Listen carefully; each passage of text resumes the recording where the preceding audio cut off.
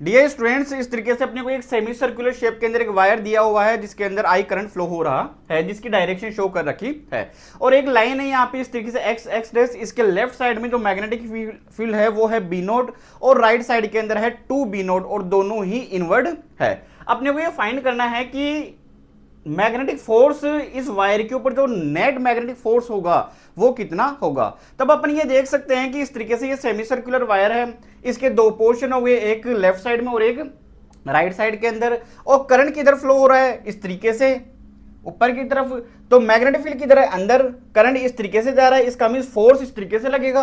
तो इस वाली लाइन के ऊपर जो इधर वाला जो पोर्शन है इसको मैंने इस तरीके से एक स्ट्रेट लाइन में कन्वर्ट कर लिया, तो इसके ऊपर फोर्स किस तरीके से लगेगा, F1 परपेंडिकुलर लगेगा, और राइट साइड वाली में किधर लगेगा, लेफ्ट हैंड रूल से निकाल सकते हैं अपन, वो कितना होगा F2, वो इस तरीके से परपेंडिकुलर हो जाएगा। तो F1 और F2 दोनों एक दूसरे के क्या होंगे, परपेंडिकुलर होंगे। तो मैं F1 की वैल्यू यहां से निकाल लेता हूं, तो कितना होता है ILB, तो ये तो हो गया यहां से I।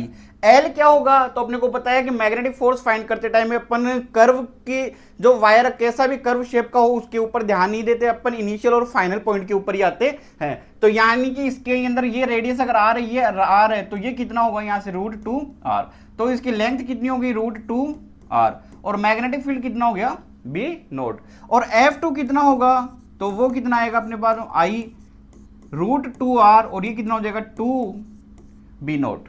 तो यहां से अपन देख सकते हैं दोनों एक दूसरे के क्या है, परपेंडिकुलर है। तो नेट फोर्स कितना निकल के आएगा अपने पास में √F1² प्लस का F2²।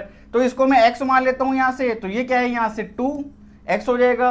तो यहां से अपने पास ये निकल के आता है √5x आता है। इसका मीन्स नेट फोर्स कितना निकल के आएगा अपने पास में, x की वैल्यू अपन ये वाली पुटअप कर रखी है, तो ये अपने पास में निकल के आता है √10 IRB नोट, ऑप्शन नंबर सी।